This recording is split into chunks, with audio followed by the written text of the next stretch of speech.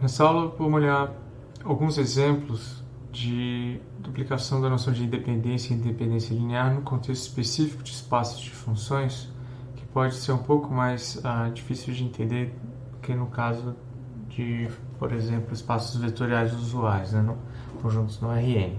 Então a ideia aqui continua sendo a mesma. Você tem um conjunto de vetores, no nosso caso são funções, elas vivem em algum espaço vetorial. Vamos supor que esse conjunto está, por exemplo, dentro do conjunto das funções contínuas que estão definidas no intervalo fechado AB.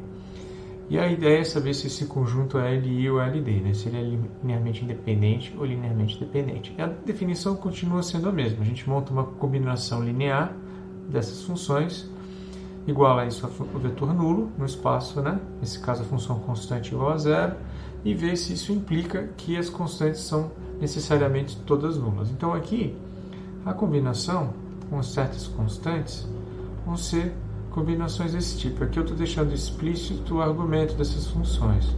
Então A1, A2, etc. AN são parâmetros reais e a gente faz essa combinação igual à função constante igual a zero, vetor nulo.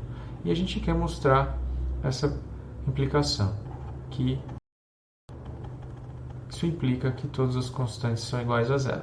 Se isso não acontecer, o conjunto é LD. Então, por exemplo, vamos ver um caso trivial. Eu vou pegar, por exemplo, o seguinte conjunto de funções. Seno ao quadrado de x, cosseno ao quadrado de x e 1. Posso olhar para essas funções, por exemplo, como estando dentro de um certo conjunto de funções contínuas, por exemplo, as funções contínuas no intervalo de menos π a π, por exemplo. Aí eu estou interessado em saber se esse conjunto é LI ou LD. Então eu preciso olhar para uma combinação desse tipo aqui, com constantes alfa, beta e gama igual a zero, e eu preciso ver se isso implica que essas constantes são zero. Veja que essa equação tem que ser válida para todo x no domínio delas. Bom, vejam que existe uma identidade trigonométrica, né, que relaciona essas funções e ela é verdadeira em todo o domínio, né, para todo x é real, na verdade, que é essa identidade aqui. Então, a gente observa que como seno ao quadrado de x mais cosseno ao quadrado de x igual a 1 para todo x, então existem escolhas aqui, né, dessas constantes, escolhas em que elas não são todas zero, de tal forma que essa combinação é zero. Que escolhas são essas? Bom, eu posso escolher alfa igual a beta igual a 1 e, por exemplo, gama igual a menos 1. Aí dessa forma eu obtenho a combinação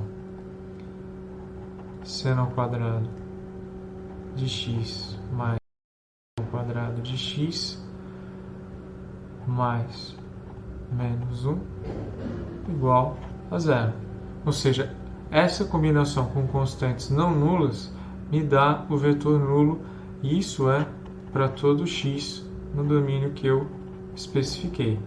Então isso significa, né, pela definição, de que se isso é verdade para todo x, e eu tenho constantes não nulas que satisfazem isso para todo x, então significa que esse conjunto é linearmente independente.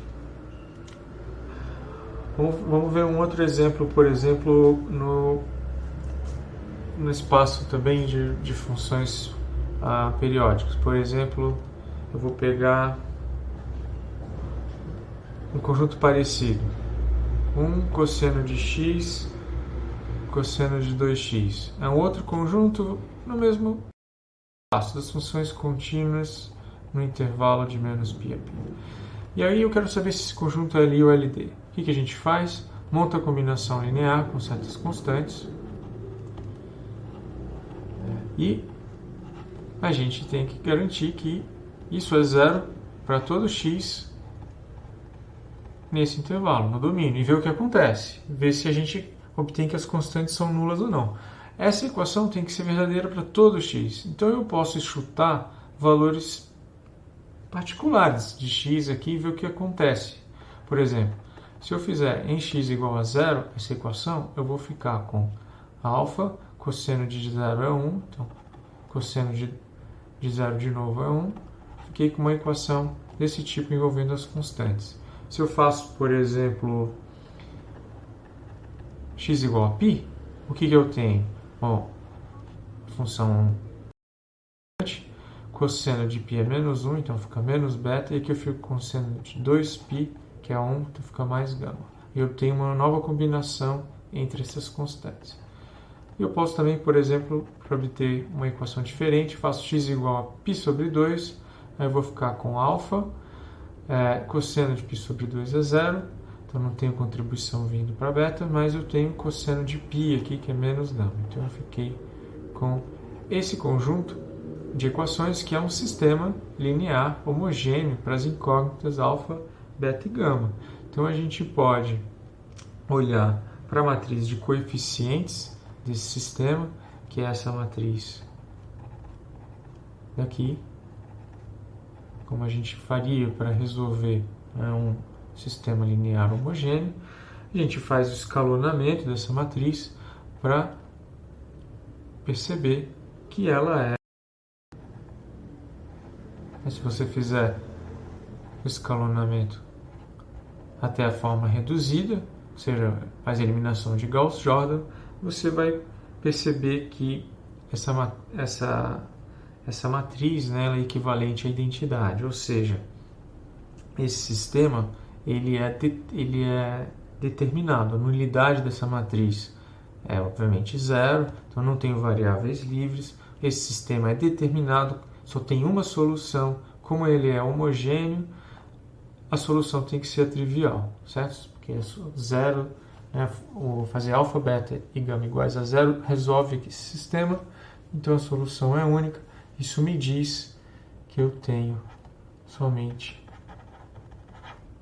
essa solução. Ora, se alfa, beta e gama são zero, segue na necessidade dessa equação, então eu concluo que esse conjunto é linearmente independente. E a gente pode aplicar algo parecido, por exemplo, para, funções que têm um pouco mais de propriedade. Por exemplo, além de contínuas, elas podem ser diferenciáveis. Então vamos supor que eu vou olhar para esse conjunto aqui. Então são potências de x. A gente pode olhar para esse conjunto como subconjunto dos polinômios de grau até n, certo? São todos polinômios de grau n. São funções diferenciáveis em toda reta.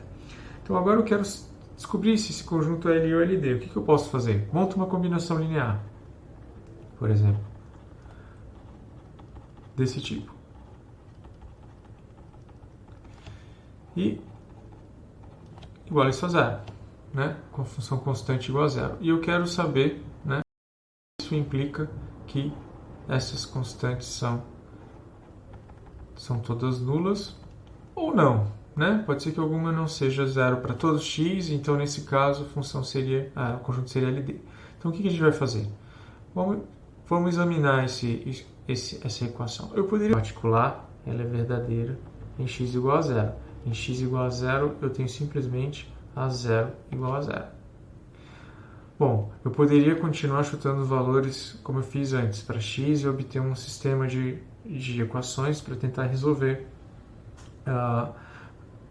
o sistema linear homogêneo resultante, mas isso me dá muito mais trabalho do que simplesmente, por exemplo, eu derivar essa equação. Se eu derivar essa equação, eu vou obter uma equação que segue, né, dessa aqui. Se essa primeira é válida, a derivada dela também vai ser válida, vai ser uma identidade, então eu vou e derivo. Derivando, a gente vai ter, bom, o termo constante já era zero, né? Ele não vai contribuir. Mas quando eu derivar essa equação, eu vou ficar com agora um novo termo constante, que é A1. A1 vezes 1. Depois 2A2 vezes x, etc. N a n, x a n menos 1, isso é igual a zero. Também verdadeira para todo x. Agora eu faço o mesmo truque. Em x igual a zero, essa equação é válida para todo x, então ela tem que ser válida, né, em x igual a zero. Em x igual a zero, eu vou matar todos esses termos aqui, A2 para cima. Vou ficar com A1 igual a zero. Bom, aí o que eu sigo fazendo isso? Consigo derivando, né? A próxima derivada vai me dar o termo 2A2 igual a zero. Depois, assim sucessivamente, até eu obter um termo do tipo n fatorial a n igual a zero, ou seja, a n igual a zero. Então, se eu aplico essa regra sucessivamente, né? Se eu vou derivando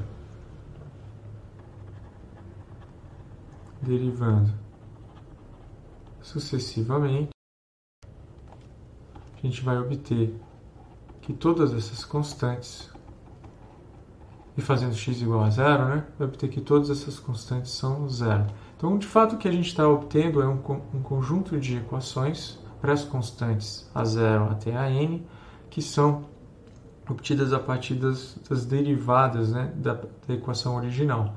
E daí a gente conclui que esse conjunto é linearmente independente. Então a gente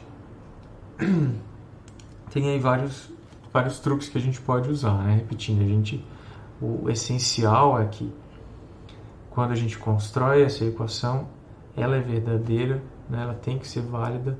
Aqui eu não escrevi, mas ela é válida para todo x no domínio delas. Então, se isso é verdadeiro em todo x, você pode escolher x específico e olhar o conjunto de equações resultante que você vai obter, né, como foi nesse exemplo, para as constantes.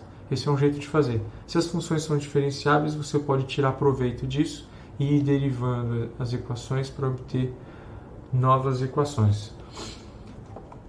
Então, esses são exemplos simples, mas que ilustram o que você tem que fazer de maneira geral.